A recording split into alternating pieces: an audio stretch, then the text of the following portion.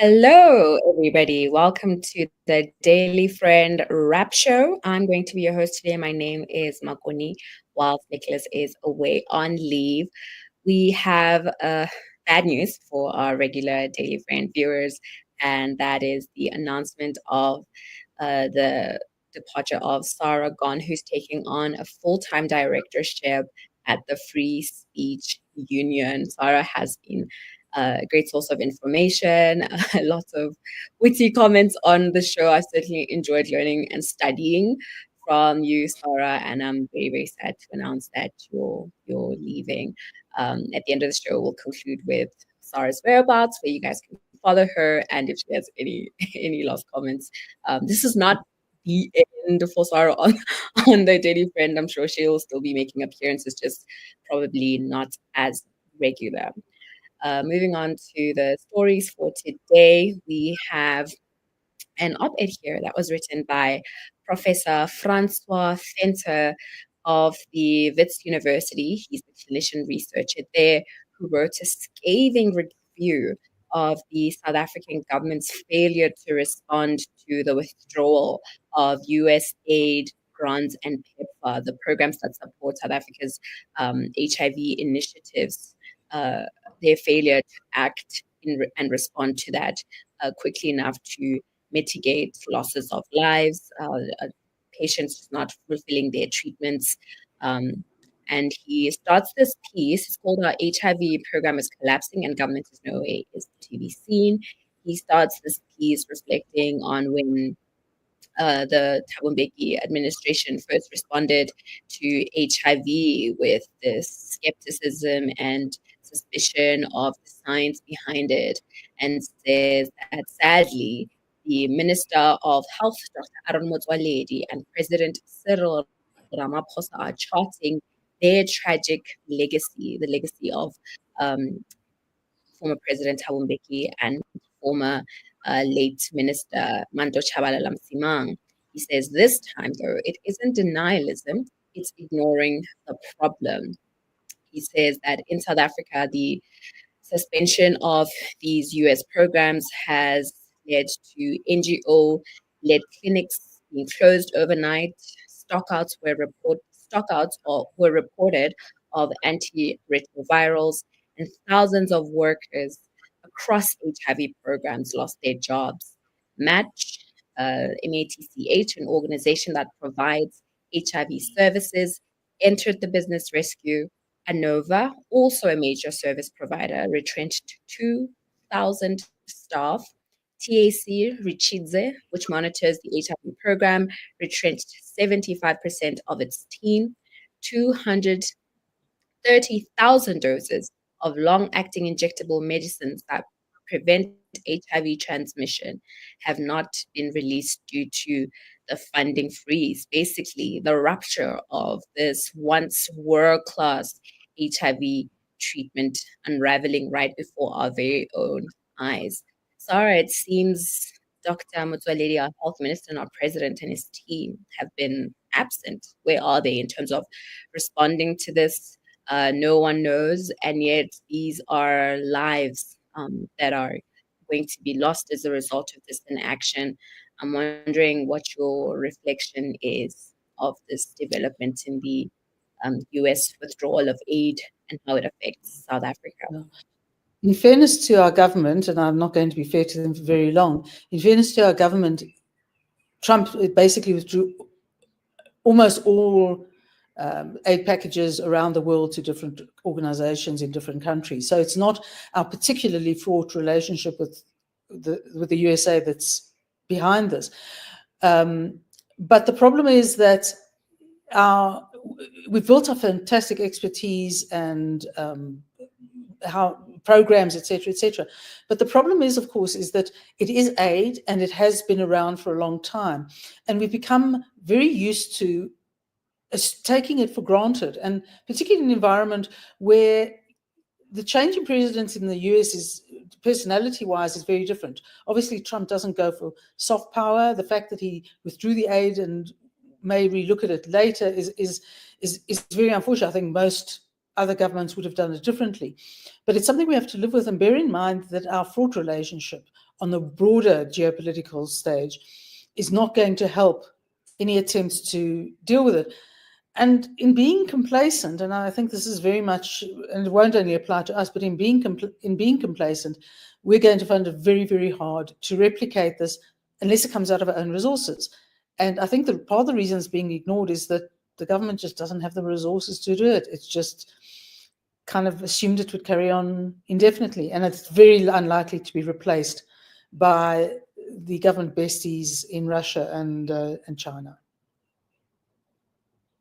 Yeah, I just fear to see what the consequences of this are going to be. Like you're saying, we certainly don't have the resources, and even the political leadership has been seemingly absent. I would have assumed that with the US launching this sort of soft power, as you said, attack on virtually every country, the first place we would have thought to respond to would have been to the issue of health, especially HIV, which has characterized so many deaths in South Africa. But due to the interventions of the US in this world-class PEPFAR program, that was mitigated quite efficiently.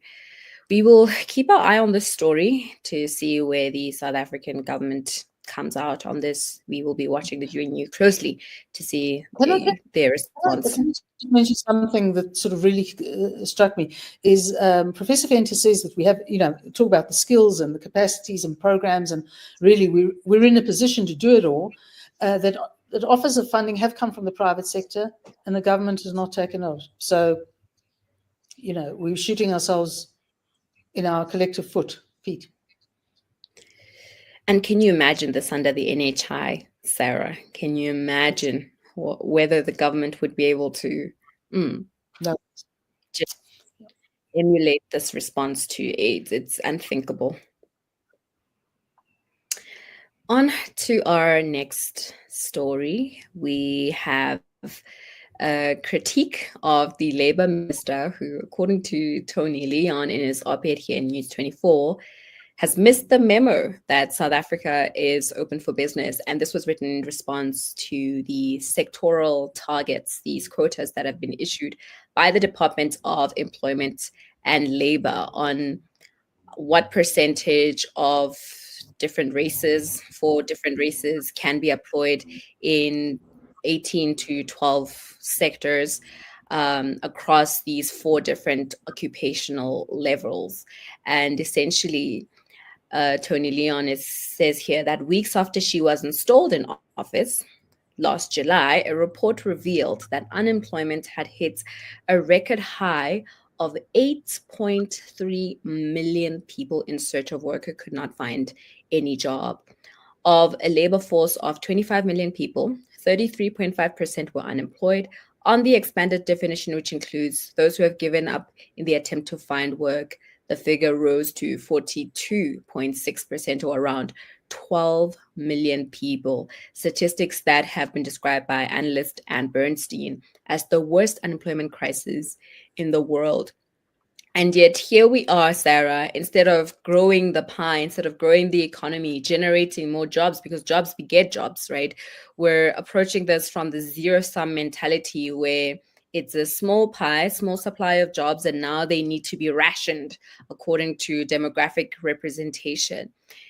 What do you make of this? Is this just a distraction from these realities? I mean, we constantly refer to these unemployed numbers, but these are people. These are human lives. This is human potential. This is human capital just sitting, rotting away, whilst the government is pitting us against each other and trying to cut up this pie again. That's the outlook here. That's certainly the sort of mentality these quotas engender.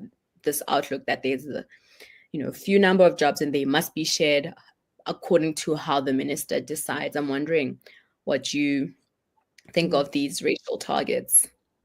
Well, I don't think she didn't get the memo. I think Tony Leon's wrong in that. I think there was never a memo sent. I was just doing a calculation.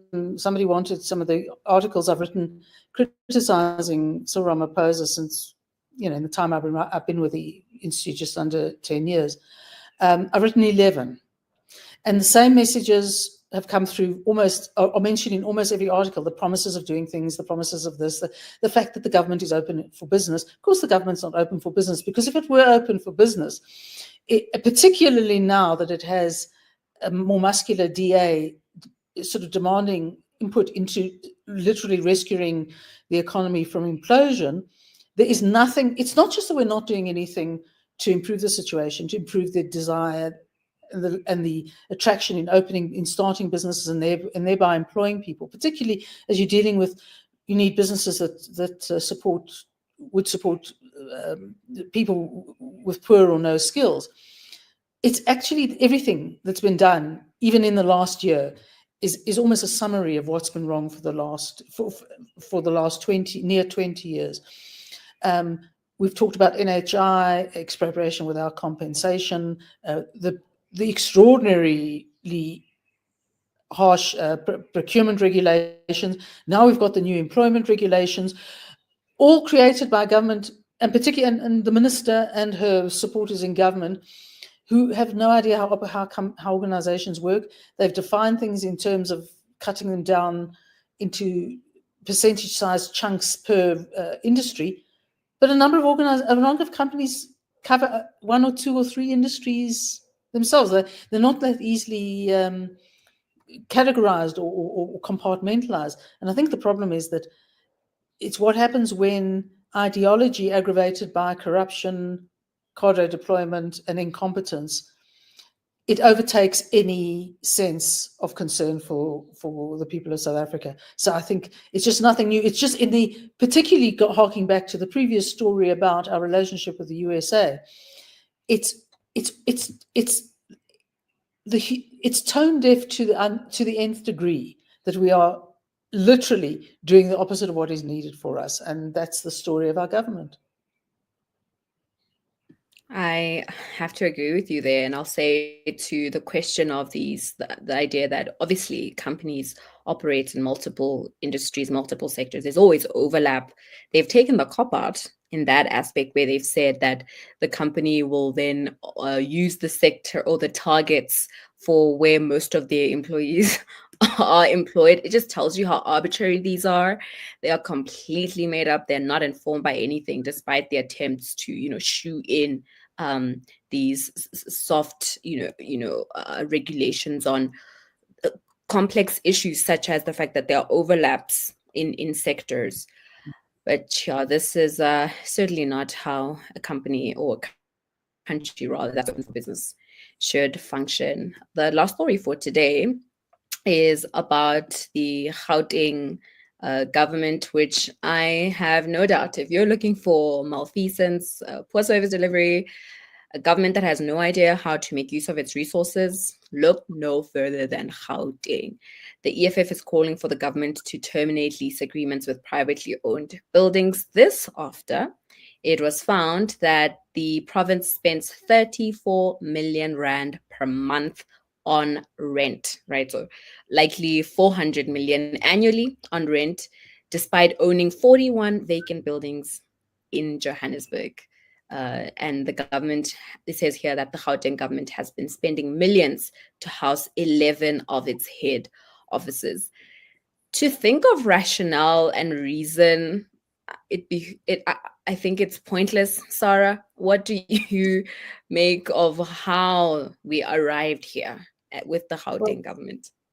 What I said, the other two stories, ditto. But because basically, to manage something, to manage an entity, whether it be a government department, a provincial department, etc., you have to know what you have on your books. You have to know what assets you have to know what liabilities you have.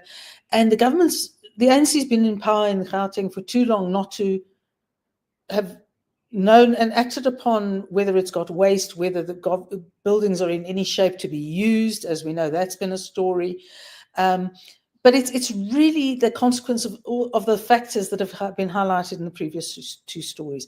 Ideology overlaid by preference, favor, cadre deployment, and something that one should have seen improve over the decades, which one hasn't, is the government should have become more competent. Until last year, it was the majority party, but for the Western Cape.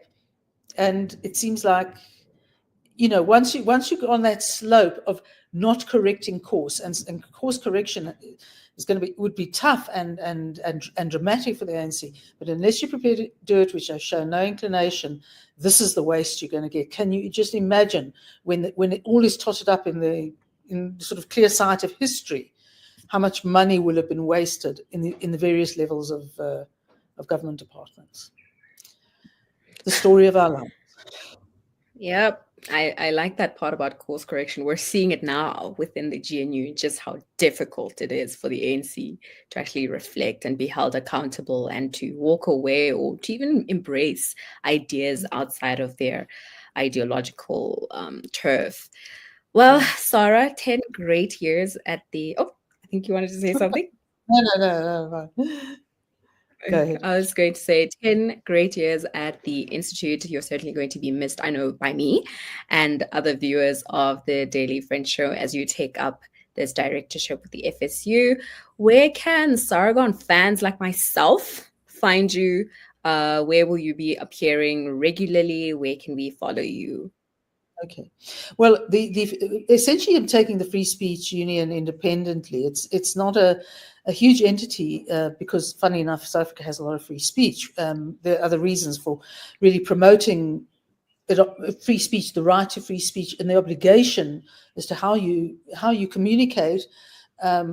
It's really to keep that alive, to criticize it when it's under threat, and to now go into education of younger generations about how valuable free speech is, that every right we have is founded on that.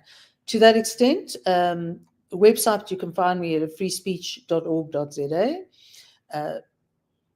Free Speech Union on, I always stumble when it comes to Facebook, Facebook, at Speech Africa on X, on LinkedIn, you can find me and Free Speech. And I'm toying with, but I don't want to put my head on the block at the moment, but actually going to a Substack, which will give me a sort of creative license, shall we say, and it may go under the rubric of Sara Gone Rogue. So you'll get what you doesn't pay for. Thanks, Makone. Thank you so much, Sara. That is it from us here at the Daily Friend Rap Show. Make sure to follow Sara on all those different platforms. It's been a great pleasure, and I'm sure you'll still be seeing her here every now and then when she can make the time for us. Thank you and goodbye. Thanks, Makone. The Daily Friend Show and The Daily Friend are a project of the Institute of Race Relations, the IRR. The IRR is a think tank which was founded in 1929 to study race relations in South Africa and works to change government policy to improve race relations through non-racialism and to ensure the prosperity of all South Africans. If you like our work and would like to support us, please go to irr.org.za and click Support the IRR. Or you can go to thedailyfriend.co.za and click the Fund Us button.